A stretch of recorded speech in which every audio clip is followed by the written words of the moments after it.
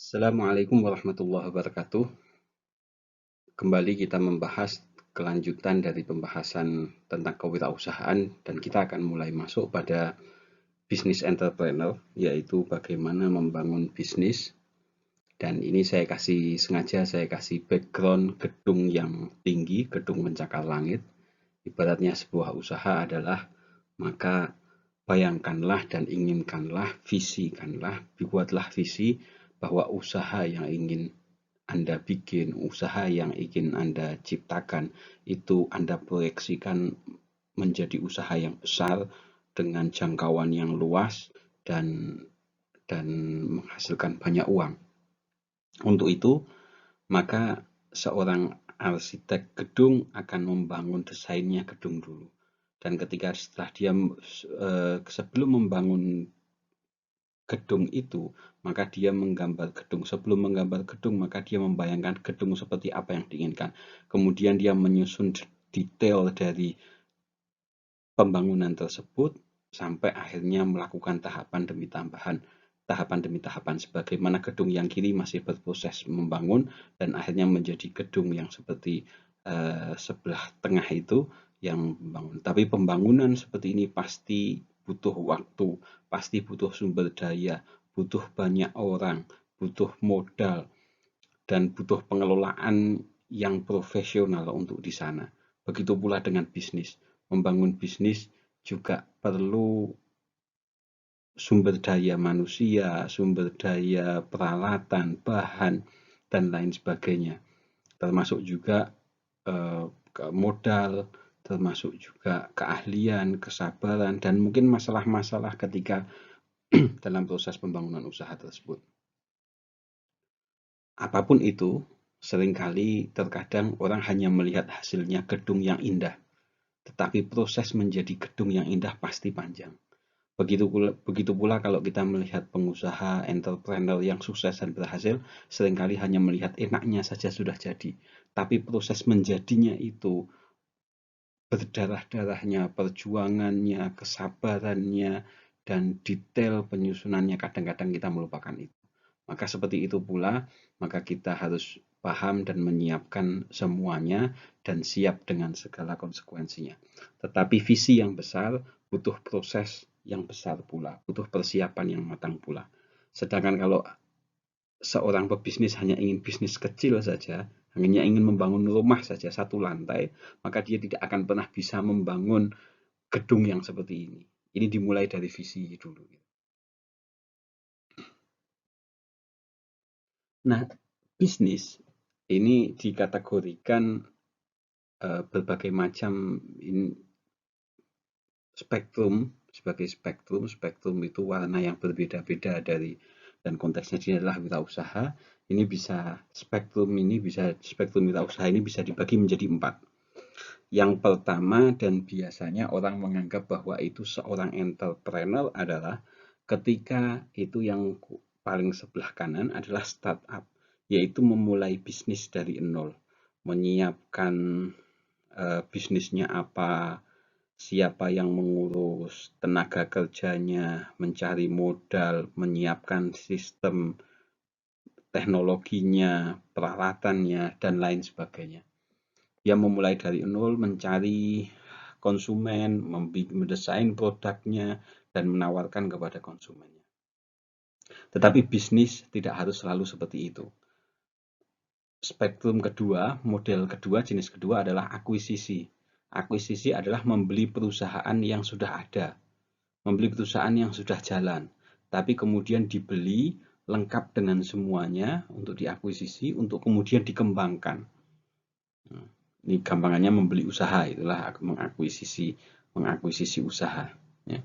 Kemudian jenis yang ketiga adalah franchise waralaba, atau di bahasa Indonesia kan menjadi waralaba. Franchise ini menjadi waralaba adalah membeli sistem dan menggunakan sistem itu untuk kemudian digunakan dengan penyesuaian seperlunya, tetapi semua sistemnya sudah terstandar. Contoh, mau bikin rumah makan standar burger, kemudian beli dari franchisor-nya McD untuk membuka McD. Maka standar tempatnya, standar orangnya, seragamnya, pelayanannya, teknologinya semua sudah terstandar. Tinggal ngikuti saja. Kepingin bikin apotek tapi tidak tahu caranya bikin apotek, kemudian mengambil waralabalnya di Kimia Farma atau di K24, itu namanya membeli franchise, menyiapkan tempatnya, kemudian semua sistem nanti dibantu dari mereka. Kemudian intrapreneur. Intrapreneur adalah karyawan atau anggota organisasi yang mempunyai karakteristik sebagaimana entrepreneur. Dia ikut dalam satu organisasi, kadang-kadang perusahaan besar disebut dengan corporate, maka kadang-kadang intrapreneur ini disebut dengan corporate entrepreneurship. Jadi entrepreneurship dari korporasi, ketika karyawan atau anggota organisasi itu mempunyai karakteristik sebagai entrepreneur, maka perusahaan itu juga bisa maju. Nah, masing-masing spektrum ini akan punya konsekuensi yang berbeda, yaitu resiko dan kebebasannya.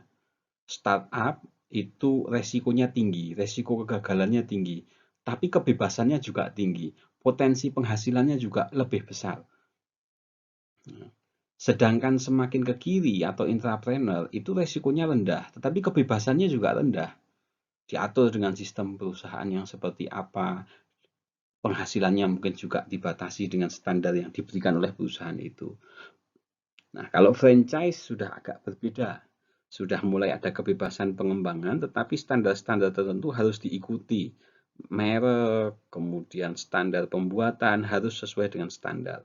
Karena itu perjanjiannya begitu. Kalau akuisisi perusahaan ini sudah jalan, sudah ada, tapi kemudian ini diambil alih gitu ya. Kalau di apotek umpamanya ya beli apotek yang sudah jalan tapi kemudian untuk dikembangkan. Kalau di yang lebih besar barangkali seperti Carrefour yang dimiliki oleh Carrefour kemudian diakuisisi oleh Khairul Tanjung dan akhirnya menjadi Transmart gitu ya, diakuisisi dan kemudian dirubah namanya. Tidak perlu selalu merubah namanya gitu ya.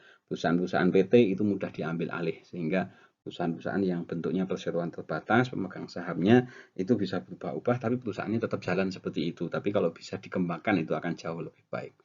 Nah, maka menjadi entrepreneur tidak selalu harus memulai dari nol. Bisa akuisisi, bisa franchise, bisa intrapreneur. Tetapi kebebasan, meskipun konsekuensinya juga resiko yang tinggi, itu memang ada pada spektrum startup tersebut. Nah, kenapa sih berwirausaha? Kenapa menjadi entrepreneur? Kenapa tidak menjadi intrapreneur saja, atau menjadi karyawan saja, atau menjadi pekerjaan-pekerjaan tertentu yang sebagaimana orang-orang umumnya inginkan? Kenapa? Karena kesempatan kerja makin terbatas. Nah, justru dengan berbisnis, entrepreneur bisnisnya dengan bisnis yang berkembang, maka itu justru tidak akan menambah pengangguran, tapi justru bisa memberikan pekerjaan kepada para penganggur, bisa menyediakan lapangan kerja. Dan seringkali bahkan pengusaha yang sukses, yang berhasil adalah mereka yang mempekerjakan orang-orang yang lebih pandai dari mereka di bidang-bidang tertentu yang terspesialisasi. Inilah tantangannya istilahnya kalau di iklan itu, daripada wira-wiri cari kerja, mending buka usaha gitu. Alasan yang kedua biasanya kenapa seseorang itu berwirausaha, bisnis entrepreneur adalah bisa menentukan sendiri atau ada kebebasan untuk di bidang apa bisnisnya atau ingin bergerak di bidang apa. Berapa gajinya, berapa modal yang diperlukan, seberapa besar usaha yang diinginkan. Juga punya kebebasan kapan dilakukan. Ingin bekerja di pagi hari, siang hari, atau malam hari, atau bagaimana. Kemudian di mana dia melakukannya, apalagi sekarang dengan teknologi itu bisa dilakukan di mana saja, dan bagaimana usaha itu diinginkan. Banyak orang yang kemudian memutuskan menjadi entrepreneur karena dia merasa ada ide-ide yang tidak tersalurkan. Ada keinginan-keinginan yang tidak sesuai ketika dia bekerja di tempat tertentu. Nah, keinginan-keinginan yang tidak tersampaikan ini daripada menyalahkan pemberi kerjanya ini. Kenapa itu kemudian tidak menjadi tantangan untuk kemudian oke, saya ingin seperti ini, maka dibuktikan bahwa itu bisa berjalan dan diperjuangkan. Nah, ini saya ngambil dari hadis ya. 9 dari 10 pintu rizki itu adalah dari bisnis. Hadisnya adalah alaikum bittijarah fa innaha tis'ata asyarir rizq. Atas kalian adalah perdagangan tijarah, karena tijarah itu ya, perdagangan itu 9 dari 10 pintu rizki. Mungkin ini konteksnya kalau bagi orang tertentu yang menganggap wah itu konteksnya di zaman Rasulullah memang kondisi Arab yang gersang, kemudian bukan agraris, maka pekerjaan yang cocok adalah pekerjaan yang cocok adalah perdagangan. Tapi kalau kita lihat zaman sekarang pula, coba Anda lihat gitu. Secara umum, lowongan pekerjaan yang tidak pernah habis. Kalau Anda lihat lowongan itu, yang nggak pernah habis dan selalu ada adalah marketing, sales. Kenapa? Karena uangnya perusahaan itu didapat ya dari marketing atau sales, dari penjualan. Nggak ada penjualan, nggak ada duit. Maka kalau orang menghindari berbisnis, padahal itu 9 dari 10 pintu rezeki, dan dia ingin menjadi follower, karyawan di satu tempat, maka sebetulnya dia memilih hanya satu pintu rezeki yang kemudian diperebutkan oleh banyak orang. Nah, kemudian sebagai bentuk nasionalisme, kenapa berwirausaha? Karena bangsa ini butuh entrepreneur untuk maju. Bangsa yang maju itu, kata David McClellan, seorang ahli peneliti entrepreneur, dia bilang bahwa satu negara bisa makmur, bisa sejahtera jika entrepreneur itu sedikitnya 2% dari jumlah penduduk. Kenapa? Karena perekonomian berjalan, perekonomian maju dan berkembang karena ada entrepreneur. Karena itu bangsa Indonesia dan dunia butuh entrepreneur untuk semakin maju. Singapura, Anda tahu Singapura, negara yang nyaris nggak punya apa-apa, negaranya kecil, tetapi begitu hebatnya entrepreneurship di situ dari semua sisi, tidak hanya dari sisi bisnisnya, tapi bagaimana pemerintahnya juga punya entrepreneurship, kemudian akademiknya juga cukup tinggi, sosialnya juga jalan, sehingga negara kecil tidak punya sumber daya, tapi dia bisa mengkoordinir sumber daya diperdagangkan di Singapura. Dan Singapura itu tahun 2008 saja sudah 7,2%. Tahun 2001 baru 2,1%. Indonesia kabarnya di tahun 2008 itu baru 0,18%. Dan di 2012 kata pemerintah sudah 1,65%. Sekarang mungkin sudah lebih dan moga-moga sudah lebih dari 2%. Sehingga bisa maju ke sana. Tapi seberapa kualitas pengusaha kita, entrepreneur kita, itu yang kemudian berjuangkan. Dan Anda sebagai mahasiswa punya kesempatan besar untuk mengembangkan berbagai macam sumber daya alam yang melimpah di Indonesia, yang luar biasa besar sumber daya alamnya, baik sumber daya alam yang terbarukan maupun tidak terbarukan. Dan masalahnya Indonesia bergantung pendapatannya dari komoditi. Komoditi itu barang perdagangan yang asli dari alam gitu ya, belum diolah, belum masuk ke industri. Ketika masuk ke industri diolah, nah disitulah pengolahan itu butuh pengusaha kreatif untuk meningkatkan nilainya, sehingga nilainya bisa lebih tinggi. Ya, kalau di video yang sebelumnya adalah mengubah kotoran menjadi emas, menjadi sesuatu yang tidak berharga atau nilainya rendah menjadi nilainya tinggi. Itu tantangannya. Nah, masalahnya adalah ketika banyak manfaat menjadi berwirausaha, pertanyaannya kenapa sih banyak orang yang tidak berwirausaha? Dari pengalaman saya dan kemudian tanya-tanya kepada berbagai mahasiswa saya, kenapa kemudian menjadi entrepreneur, bisnis entrepreneur ini tidak dipilih? Nah, umumnya jawabannya adalah begini. Saya ringkas menjadi takut. Kenapa? Wah, kalau rugi gimana ya? Nanti kalau gagal gimana? Wah, tapi saingannya sudah banyak, nanti kalah saingan. Wah, saya dihina lah, masa sarjana kok kok bisnis, kok jualan gitu. Maka artinya ini saya rangkum menjadi satu ketakutan. Takut dihina, takut rugi, takut gagal, takut kalah saingan, takut yang lain. Yang kadang ketakutan itu kemudian tidak berasal. Jawaban yang lain adalah nggak punya modal. Kebanyakan, wah saya ini bikin bisnis, tapi saya nggak punya modal. Seorang entrepreneur, seorang pengusaha, itu ya memang nggak punya modal. Dan bahkan ekstrimnya, perusahaan itu juga nggak punya modal, tapi mereka bisa mengusahakan modal itu. Mereka punya keterbatasan, tapi mereka bisa mencari modal tersebut.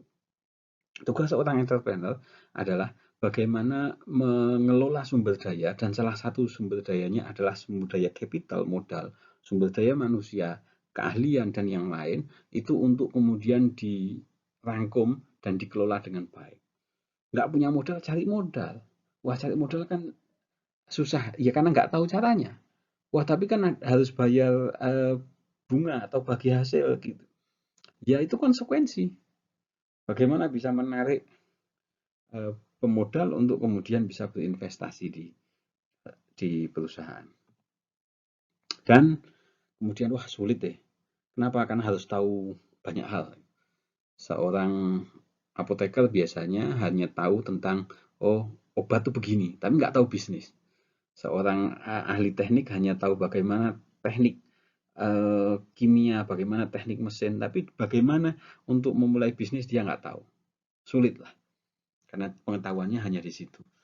Seorang akuntan, dia tahu tentang akuntansi, tetapi bagaimana memulai usaha, itu dia tidak punya keahlian. Untuk menjadi entrepreneur, mungkin dia tidak harus tahu semua, tapi dia tahu sedikit-sedikit pada banyak bidang, kemudian dia bisa merangkum itu, dan termasuk sumber daya yang ahli di situ bisa dirangkum di situ, untuk kemudian mengatasi permasalahan-permasalahan yang sulit. Ya memang sulit, kenapa? Kalau tidak sulit, nilai tambahnya tidak besar. Nilai tambah yang besar itu biasanya karena kesulitan yang besar. Semakin besar masalah, maka semakin besar nilai tambah. Karena sebagaimana video yang awal tentang entrepreneurship, maka kunci kesuksesan adalah mengatasi masalah orang lain dan dirinya sendiri. Semakin besar masalah yang diselesaikan, maka semakin besar pula nilai tambahnya dan bayarannya. Artinya banyaklah alasan untuk kemudian tidak melangkah. Apapun itu alasannya, ya tetaplah alasan. Perjalanan 1000 langkah dimulai dari 1 langkah. Dan perjalanan yang paling susah adalah memulai, dan memulai itu biasanya susah karena berbagai ketakutan dan berbagai alasan yang kemudian membuat dia tidak pernah bergerak, atau bergerak kemudian dia balik lagi. Nah, ini refleksi ya, refleksi. Saya ambilkan ini dari bukunya Robert T. Kiyosaki, judulnya Cash Flow Quadrant. Ada banyak bukunya dia, saya sangat sarankan Anda untuk membaca buku-bukunya Robert T. Kiyosaki, Cash Flow Quadrant, Rich Dad Poor Dad, Business School, dan Guide to Investing, dan yang lain. Nah, kebanyakan ini saya mulai dari pertanyaan begini. Bagaimana cara Anda untuk mendapatkan uang? Silahkan dijawab. Kebanyakan orang akan, bagaimana untuk dapat uang? Maka jawabannya adalah kerja. Ya, kerja. Dengan kerja, maka akan mendapatkan uang.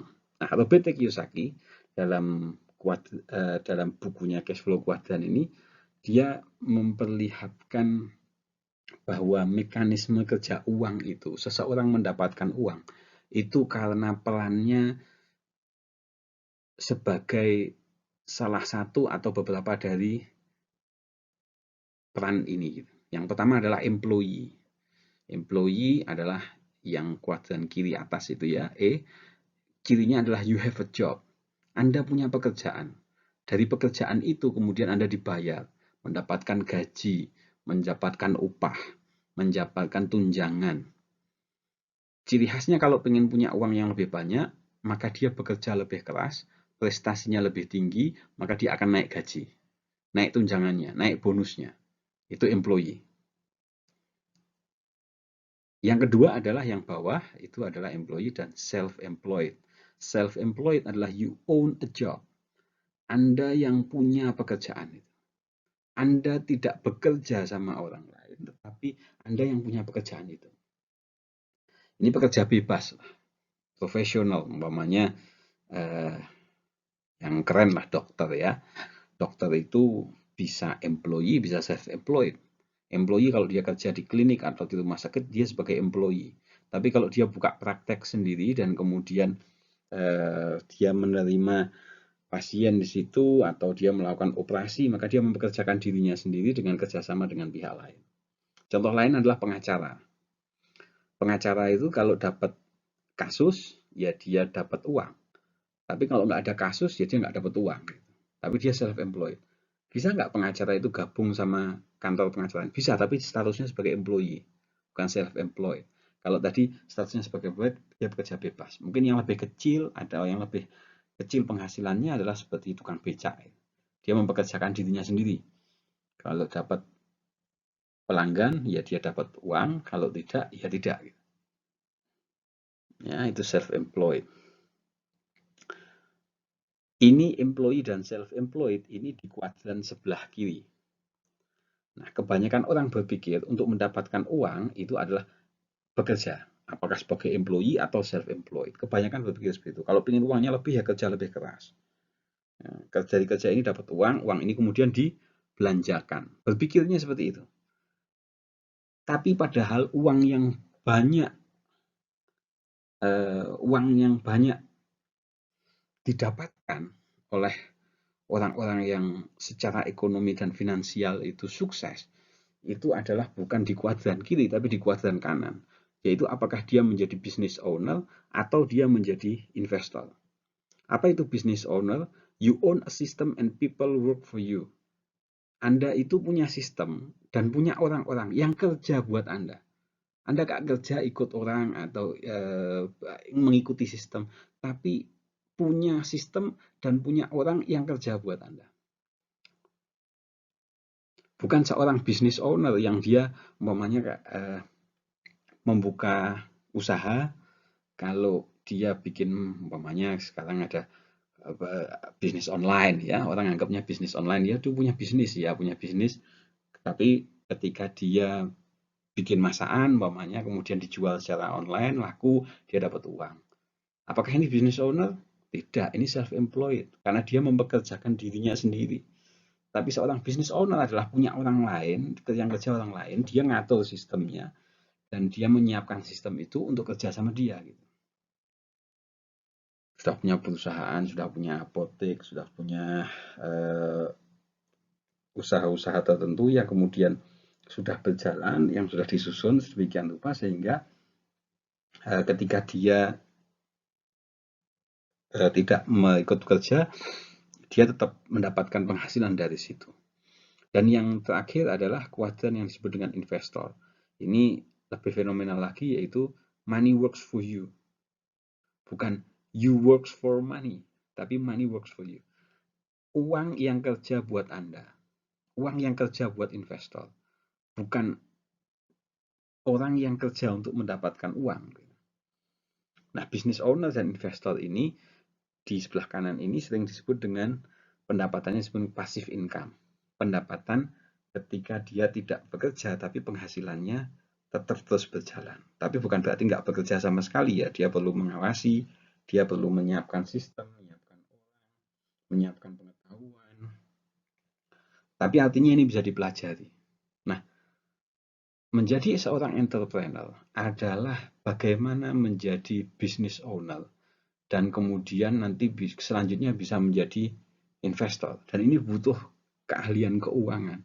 Ini butuh keahlian bisnis untuk bisa memilih investasi mana yang bagus. Untuk bisnis mana yang bagus. Sehingga tidak selalu berkutat pada pendapatan di sebelah kiri saja, employee dan self-employed. Tapi menjadi business owner atau bahkan menjadi seorang investor.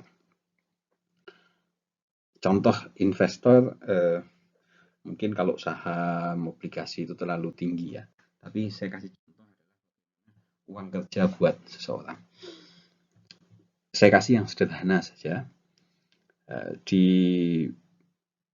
desa itu biasanya banyak Disebut dengan Pak Haji gitu, disebut Pak Haji. Dia kelihatannya nggak kerjanya ke masjid atau ke ini, tapi uangnya banyak.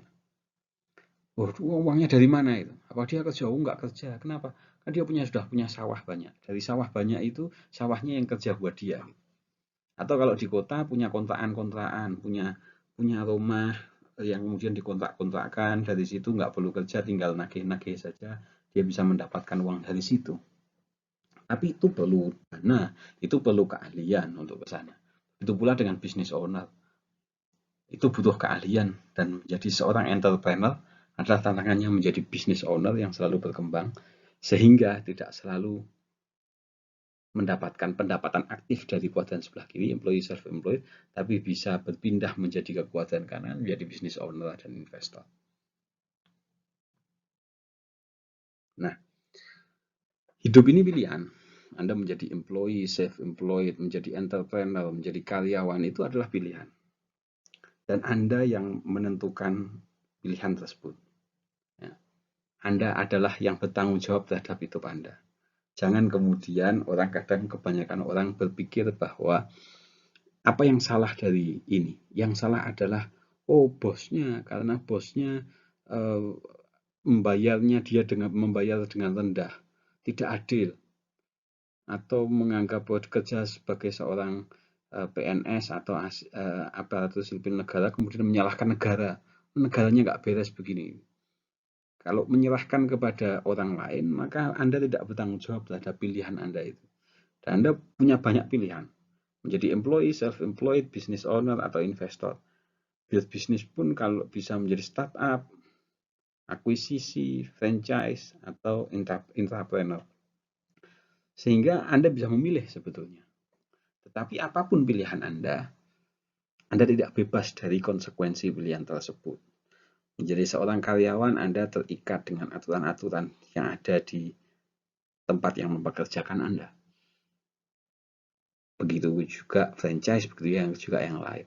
Menjadi business owner, maka harus bertanggung jawab dengan semuanya. Harus siap menanggung resiko, harus bisa mengelola, harus bisa mengendalikan. Begitu juga dengan investor. Perlu modal, perlu pengetahuan keuangan, dan yang lain. Artinya, Anda harus proaktif dalam hidup ini untuk memilih. Dan ketika salah memilih, maka Anda harus terima konsekuensi-konsekuensi itu.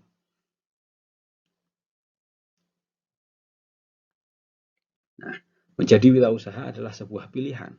Menjadi seorang entrepreneur adalah bisa menjadi pilihan. Apakah dengan membangun sistem, ya, tadi seperti menjadi startup, membangun sistem dari awal, memulai dari awal, mencari bisnis yang cocok, kemudian mempersiapkan semuanya, mencari klien konsumen untuk ke sana. Atau membeli sistem, bisa dengan mengakuisisi perusahaan atau membeli sistem waralaba, kemudian menyiapkan semuanya untuk membuat bisnis. Atau mengikuti sistem, sebagaimana franchise mengikuti sistem atau menjadi intrapreneur, menjadi corporate entrepreneur, dia masuk dalam satu organisasi tapi dia bisa mengembangkan di situ. Dia mengikuti government tapi dia menjadi seorang government entrepreneur. Dia menjadi seorang akademisi tapi akademisi yang entrepreneur. Dia menjadi seorang apoteker tapi apoteker yang berjiwa entrepreneur. Seorang insinyur tapi insinyur yang mengembangkan tempat kerjanya dan bisnisnya. Nah, sekarang saya mau bikin tantangan ke Anda. Ini adalah satu pendapat dari orang yang namanya Purdi E. Chandra. Dia pemilik dari Primagrama Group yang dulu sempat kenal dengan termasuk punya Entrepreneur University, Universitas Entrepreneur yang bukan perguruan tinggi sebetulnya, tetapi dia mengajarkan tentang kewirausahaan dan berani untuk membuka usaha sendiri. Dan dia katakan strategi berwirausaha itu bisa disingkat menjadi 3, botol, bodol, bobol. Botol itu adalah singkatan dari berani, optimis, tenaga orang lain. Menurut dia, berbisnis itu nggak perlu tenaga sendiri. Cari tenaga orang lain, bahkan kalau perlu tenaganya yang lebih harusnya yang lebih pintar dari Anda untuk kemudian Anda pekerjakan untuk gaji, dikasih gaji, dikasih fasilitas untuk kerja buat Anda. Yang kedua adalah berani optimis duit orang lain, bodol. Menurut dia kalau bisnis itu jangan pakai duit sendiri. Kenapa? Karena kalau duit sendiri biasanya nanti cari aman gitu. Kemudian ya kalau rugi ya sudah lah uangnya sendiri. Tapi supaya ada tanggung jawab pakai duit orang lain, pakai utang, pakai bank, pakai fasilitas dari yang lain. Nah ini menurut dia begitu. Kemudian yang ketiga berani optimis bisnis orang lain. Jadi harus berani, harus optimis dan nggak perlu berpikir bisnis yang baru dan benar-benar baru enggak.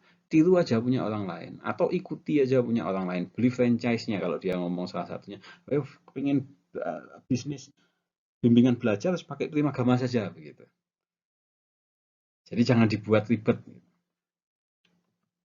Nah, pertanyaannya adalah setujukah Anda dengan pendapat ini ya? Apakah Anda setuju dengan pendapat ini? Kalau setuju, kenapa? Kalau tidak, kenapa? Cobalah berpikir kritis. Atau Anda bisa setuju sebagian, bisa nggak setuju sebagian. Silahkan berpikir kritis dengan hal ini untuk kemudian nanti dipaparkan menjadi tugas gitu. Nah, banyak orang berkeinginan untuk punya bisnis, banyak orang berkeinginan untuk punya usaha sendiri.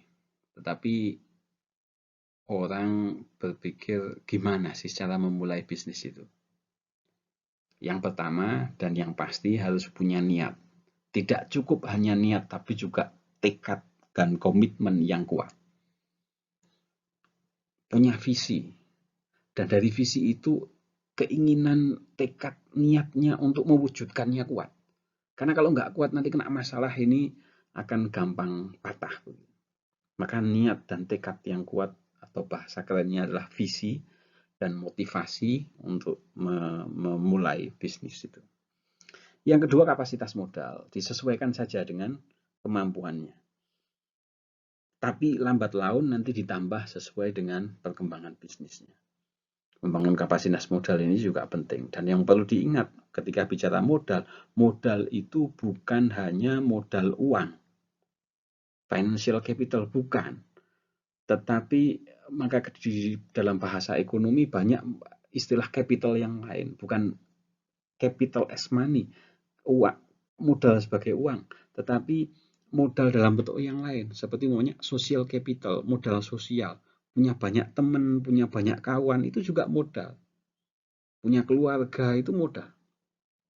Kemudian intellectual capital, punya pengetahuan, punya intelektual, kapasitas pengetahuan atau skill tertentu itu juga modal. Maka modal itu jangan selalu diartikan uang, meskipun ya uang itu salah satu komponen penting dalam bisnis dan entrepreneur ya, dan itu bisa dibangun. Kemudian pengetahuan atau informasi, apalagi pada saat ini, aset yang paling mahal adalah dulu itu aset paling mahal adalah tanah. Yang punya tanah, tanah bisa disewakan dapat uang. Tapi saat ini orang-orang yang sukses berhasil itu umumnya karena dia punya informasi yang orang lain tidak. Anda perhatikan saja saat ini bisnis apa yang lagi tren. Saya akan kasih contoh Gojek atau Grab. Kenapa Gojek dan Grab itu berkembang? Karena dia bisa menguasai sistem informasi untuk mempertemukan antara kebutuhan konsumen dengan orang yang bekerja di situ, yaitu para penarik Gojek itu, mitranya, ya, mitra untuk ke sana, dan itu dibangun dalam sebuah sistem informasi. Pakai teknologi informasi. Bisa tahu tempatnya, dan sekarang apalagi dengan big data, dengan data yang begitu banyak, itu kemudian diolah menjadi informasi penting sehingga dia bisa tahu, oh orang ini minatnya apa, konsumen ini gimana, kelebihannya orang ini apa, dan lain sebagainya. Dan memulai satu bisnis juga harus menyiapkan sistem, menyiapkan SDM, menyiapkan mesin atau peralatan teknologi di situ. Dan ketika sudah memulai, maka siaplah dengan prosesnya. Sabarlah dengan waktunya. Kalau dalam bahasa Islamnya istiqomah. Jangan mudah untuk kemudian, udahlah saya nggak oh, saya nggak kuat, oh susah, baru mulai, terus kemudian baru berapa hari atau berapa bulan, kemudian ganti lagi, karena di situ tidak, bisnis itu butuh proses. Berapa lama relatif, ya. Tetapi kalau menurut saya sendiri, berdasarkan dari mentor bisnis yang saya tahu, ya dia ngomong, ya setidaknya sabarlah 2 tahun, lihat setelah 2 tahun itu gimana. Tapi jangan berpikir untuk nutup bisnisnya dulu, kecuali kalau memang itu harus dilakukan. Dan ini cukup berat, ini cukup berat. Tapi ini 2 tahun tidak menjadi patokan, tidak dapat menjadi patokan. Masing-masing punya standar sendiri-sendiri. Nah, banyak juga pertanyaan. Bagaimana membangun bisnis tapi nggak punya modal? Gitu. Apakah bisa? Jawabannya sangat bisa. Tergantung dari Anda sendiri. Contoh yang pertama adalah, ini yang banyak disarankan, menjadi perantara. Bahasa kasarnya adalah maklar. Bisa kecil-kecilan, bisa besar. Dan jangan meremehkan bisnis maklar. Karena sekarang bisnis-bisnis besar itu umumnya jadi maklar. Anda perhatikan tadi yang sudah saya contohkan, Gojek, Grab, itu kan maklar dia. Bagaimana mempertemukan orang yang butuh layanan makanan, layanan transportasi dengan penyedia transportasi, dengan yang butuh makanan. Maka dia menjadi perantara di situ dan dia kemudian mendapatkan komisi dari situ, mendapatkan persentase dari pendapatan di situ, dan itu menjadi besar. Atau yang kecil-kecilan, oh pengen bisnis real estate, properti, kemudian belajar dulu lah jadi maklar, nggak usah beli tanahnya dulu kemudian bangun gitu. Tapi belajar dulu dengan mengenal, oh ini, kemudian dia jual, berusaha jualkan dulu. Kenapa? Supaya dia tahu, tahu ini. Ada sebuah kisah yang fenomenal, kisah yang inspiratif, bagaimana seorang yang pernah dinobatkan menjadi seorang terkaya di dunia, namanya Adnan Khashoggi. Anda bisa searching itu, Adnan Khashoggi. Dia memulai bisnisnya dengan bisnis menjadi maklar. Pada saat itu dia masih kecil dan dia ingin berbisnis tembakau, karena tembakau ini pada saat itu banyak orang yang merokok ya, dan ketika rokok butuh tembakau. Dan dari situ dia kenal dengan para petani yang biasa menjual kepada para tengkulak, dan tengkulaknya ini kemudian yang masuk ke pabrik.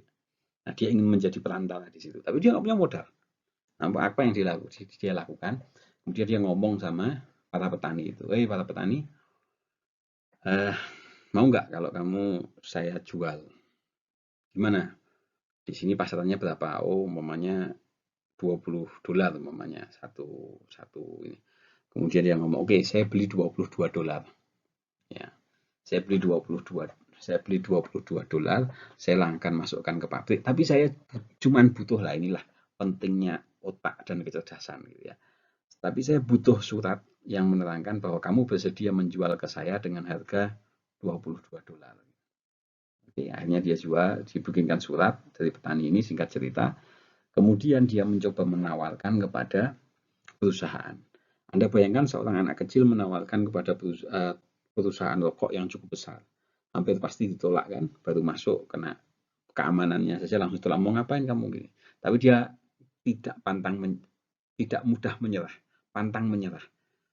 Kemudian dia cari informasi, oh bosnya ini di mana, ruangannya di mana. Sehingga di singkat cerita dia tahu bahwa bos perusahaan ini tuh di ruangan ini, dan di situ ada jendela. Dia lihat, pokoknya kalau pas lihat jendela dia lonjak-lonjak, dia cari perhatian sedemikian rupa sehingga bosnya itu pada akhirnya setelah mungkin berapa lama, entah berapa hari, entah berapa lama, akhirnya dia tanya, ada apa itu anak kecil kok lonjak-lonjak? Oh, singkat cerita dia ingin ketemu bapak gitu. Kenapa mau nawarin ini? Ya sudah, suruh ke sini. Kemudian dia tawarkan di situ, Pak, ini buktinya, saya punya suratnya. Ya kalau bahasa sekarangnya ya DO gitulah ya. Saya juga minta surat dari bapak kalau bapak bersedia menerima dengan harga sekian untuk ini. Oke, pikirnya dia ya, anak kecil nanti dengan standar, tidak ada salahnya lah dia bikin surat saja. Bersedia untuk menerima tembakau dengan spesifikasi sekian dengan harga sekian. Kemudian dia bawa ini ke petani dan akhirnya dia deal itu dan dia tiap pengiriman dan tiap kilonya dia dapat sekian dan akhirnya itu menjadi bisnis yang kemudian besar dan merambah kemana-mana. Sehingga jangan meremehkan menjadi perantara atau makelar. Yang kedua adalah caranya bagaimana bangun bisnis tanpa modal. Kalau nggak punya modal ya kerjasama dong. Kerjasama dengan orang lain yang punya modal. Maka uangnya dari orang lain, Anda bisa memberikan waktu yang Anda punya, tenaga yang Anda punya, keahlian yang Anda punya, untuk kemudian menggunakan uang dari orang lain yang punya, tapi dia tidak punya waktu, tenaga, dan keahlian untuk ke sana.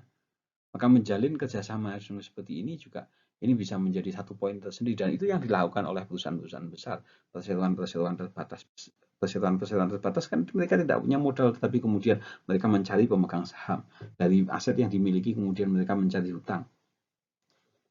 Maka kerjasama ini juga menjadi penting. Yang ketiga kerja dulu lah, membangun karir dulu. Kenapa? Dari membangun karir dulu ini bisa membangun ilmu bisnisnya. Cari teman, punya jaringan kenalan yang banyak, dan akhirnya juga punya modal dari pekerjaannya itu, dari tabungannya, atau dari kenalan-kenalannya. Kenapa ini penting? Banyak orang sukses berawal dari menjadi karyawan dulu. Dia kerja di bank, akhirnya dia tahu, oh cara pinjam bank itu begini, cara kerja bank itu begini. Hanya dia bikin koperasi sendiri, koperasi simpan pinjam, dia bikin lembaga keuangan, dan sejenisnya.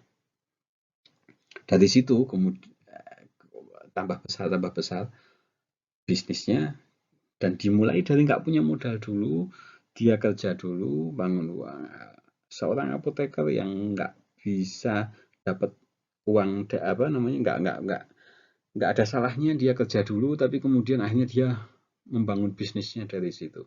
Seorang insinyur, oke, dia kerja dulu di perusahaan karya-karya itu ya, di Karya Wijaya Karya, Waskita Karya, seorang ini insinyur bangunan sipil atau arsitek, dia kerja dulu di situ untuk tahu, oh begini cara kerja perusahaan, oh cara dapat tender seperti ini, sehingga nanti kemudian dia bisa bikin perusahaan sendiri untuk ke sana atau memanfaatkan berbagai macam peluang bisnis yang ada di situ gitu. Dari sisi yang kecil, entah konsultannya, entah suppliernya atau jasanya dan lain sebagainya. Artinya jalan menjadi perantara makelar, kerjasama, bangun karir dulu, kerja dulu, itu menjadi peluang untuk belajar lebih luas ke depannya untuk menjadi seorang entrepreneur. Nah, apa kunci sukses bisnis? Ketika seorang sudah memulai bisnis, sudah berjalan bisnisnya, maka salah satu kunci sukses bisnis adalah membangun networking, membangun jaringan kerja. Bisnis itu nggak bisa dilakukan sendiri. Terkait dengan orang lain, terkait dengan supplier, terkait dengan jasa-jasa untuk ngurus pajak, untuk konsultan hukum, dan lain sebagainya. Dan ini perlu membangun kepercayaan dengan partnernya, dengan suppliernya, dengan konsumennya, dengan lingkungannya. Sehingga membangun kepercayaan di situ. Yang kedua adalah harus terus belajar. Dan never ending learning. Pembelajaran yang tidak pernah berakhir. Dan yang paling penting adalah membangun kepribadian selain membangun keterampilan dan pengetahuan.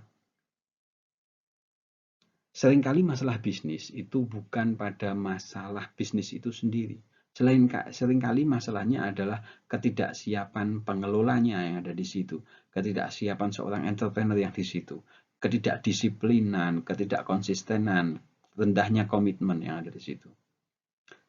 Dan yang selanjutnya adalah buat dan dapatkan ide. Kenapa buat dan dapatkan ide? Karena bisnis bisa berkembang ketika ada ide-ide kreatif dan inovatif untuk terus berkembang dan tidak mati. Sesuatu yang pasti dalam bisnis itu adalah ketidakpastian itu sendiri, perubahan-perubahan itu sendiri. Karena itu, bagaimana melakukan adaptasi, ide-ide baru, penyesuaian itu sangat penting. Dan yang selanjutnya, Bisnis bisa berkembang dan bisa sukses kalau bisa membangun kapasitas modal. Dan salah satu hal yang penting yang tidak bisa dilupakan adalah irit dulu gitu. Efisien, bekerjalah dengan efisien. Ibaratnya begini, berapa banyak orang yang membangun bisnis menganggapnya udah dinikmati aja gitu.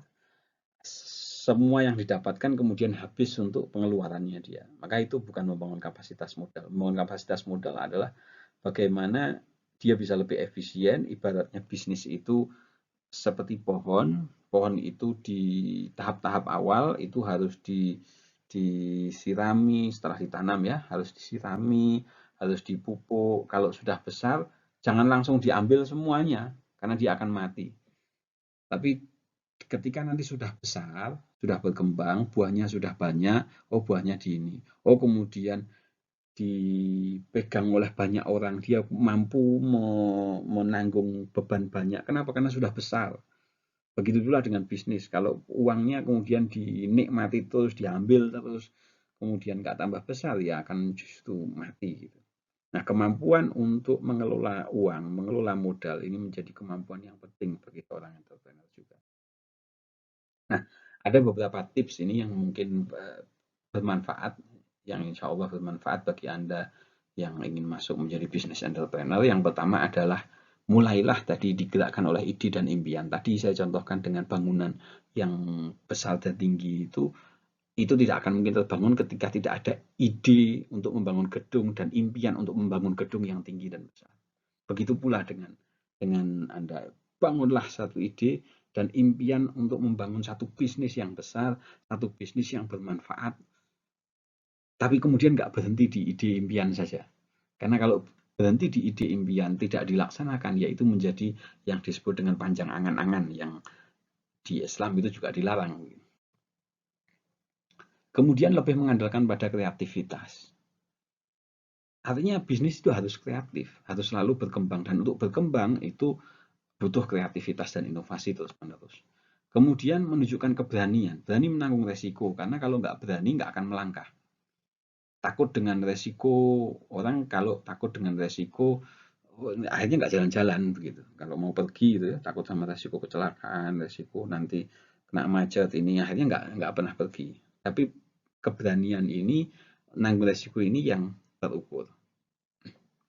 Percaya pada keberuntungan tapi lebih percaya pada usaha nyata. Kenapa? Karena keberuntungan itu biasanya diperoleh bagi mereka yang sudah siap dan melakukan usaha untuk nyata itu. Saya kasih contoh, orang yang menang undian, itu kan dimulai juga dia melakukan usaha nyata untuk ikut undian tertentu dengan mungkin belanja tertentu atau dia nabung tertentu, kemudian dapat kupon dan akhirnya dapat. Tapi kalau dia tidak pernah nabung, tidak pernah mengikuti itu, ya tidak pernah dapat. Begitu pula dengan orang. Bagaimana ingin bangun bisnis yang besar, mendapatkan hasil banyak, tapi kemudian hanya bermimpi saja. Oh ini beruntung ya, beruntung itu karena dia melakukan tindakan-tindakan yang mengarah pada keberuntungan dan keberhasilan. Kemudian melihat masalah sebagai peluang. Saya sudah ngomong banyak panjang lebar tentang ini di video yang pertama. Di mana ada masalah, sebetulnya di situ ada peluang. Semakin besar masalahnya, semakin besar peluangnya untuk mendapatkan banyak keuntungan dari situ. Memilih usaha sebagai hobi dan minat. Artinya begini, orang akan lebih mudah melakukan ketika dia senang. Oh dia senang baca, kemudian dia menjadi penerbit buku umpamanya. Oh dia senang mengobati orang, dia bukan bikin klinik. Itu oh dia senang bangun, karena itu dia bikin perusahaan konstruksi. Nah itu sesuai dengan hobi dan minat. Dan yang penting adalah ketika Anda sudah mulai melakukan usaha itu, cintailah usaha itu.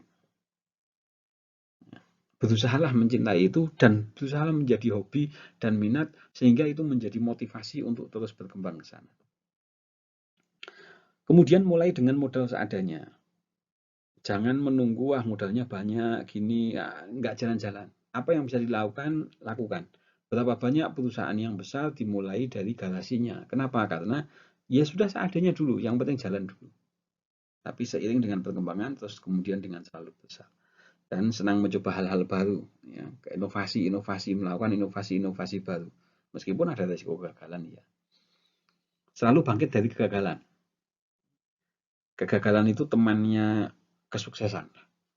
Maka kalau hiburannya orang itu nggak ada, sebetulnya kegagalan yang ada adalah kesuksesan yang tertunda. Maka bangkit. Berapa banyak entrepreneur besar sukses itu pasti mereka pernah mengalami yang namanya kegagalan, tertipu, dan lain sebagainya. Kemudian tak mengandalkan gelar akademis, artinya begini, jangan kemudian karena gelar akademis kemudian membatasi ruang gerak. Wah, saya nggak bisa melakukan ini, jangan. Tapi kemudian lakukan pembelajaran terus di berbagai macam hal yang lain, dan kemudian kerjasama dengan berbagai orang yang punya kemampuan-kemampuan lain. Dan yang pada saat ini pun bahkan perusahaan-perusahaan besar semacam Google dan lain sebagainya itu tidak mementingkan gelar lagi, tetapi kamu bisa apa. Begitu juga dengan bisnis. Wah, bukan penting gelarnya, tapi bisa apanya gitu. Nah, maka menjadi pribadi yang kemudian pengusaha yang sukses, entrepreneur yang berhasil, itu gampangannya kalau mengutip dari katanya Pak Sandiaga itu ada punya 4 as. 4 as. Apa itu? Yang pertama, kerja keras. Tapi kerja keras itu nggak cukup. Tapi juga harus kerja cerdas. Pakai ilmu, pakai strategi, pakai kreativitas dan inovasi. Tapi kalau sudah melakukan 2 hal ini, maka harus ikhlas. Kenapa? Kadang-kadang hasilnya tidak sesuai yang diinginkan. Kadang-kadang kepinginnya begitu, tapi kondisinya begini. Oh, kena pandemi. Ini ya harus ikhlas dihadapi. Oh, tertipu, ya harus ikhlas dihadapi. Tapi itu menjadi pembelajaran dan hikmah di situ. Dan juga kerja tuntas. Banyak orang yang kemudian melakukan kerja tidak tuntas, belum selesai, dan kemudian dia tertarik melakukan hal yang lain. Usaha intinya belum besar, tapi kemudian tergoda untuk melakukan usaha yang lain yang akhirnya awalnya tidak bisa tuntas. Nah, maka menuntaskan pekerjaan, menuntaskan bisnis, kalau sudah besar, sudah berkembang, maka dia bisa berpindah ke bisnis yang lain. Seperti tadi pohonnya sudah kuat, sudah bisa ditinggal lah bahasanya begitu, maka dia meninggalkan masuk ke lain, silahkan. Artinya kerja keras, kerja ikhlas dan kerja tuntas ini menjadi bangunan bagaimana seorang insya Allah bisa sukses. Demikian, menjadi seorang entrepreneur dalam bidang bisnis itu perlu perjuangan, dan insya Allah sukses untuk Anda yang mau berjuang sehingga nanti bisa menikmati usaha dan bisnis itu menjadi mesin uang itu. Dan yang perlu dilakukan adalah bahwa keinginan tidak pernah akan terwujud kecuali dengan tindakan. Maka bertindaklah. Action now. Demikian, terima kasih. Semoga bermanfaat. Silahkan subscribe, like, dan komen di channel saya ini, dan simak video-video yang lain di channel saya ini sehingga dapat meningkatkan pengetahuan Anda di bidang bisnis, keilmuan, dan menciptakan nilai tambah atau ziyadah bagi Anda dan masyarakat. Sekian, terima kasih. Assalamualaikum warahmatullahi wabarakatuh.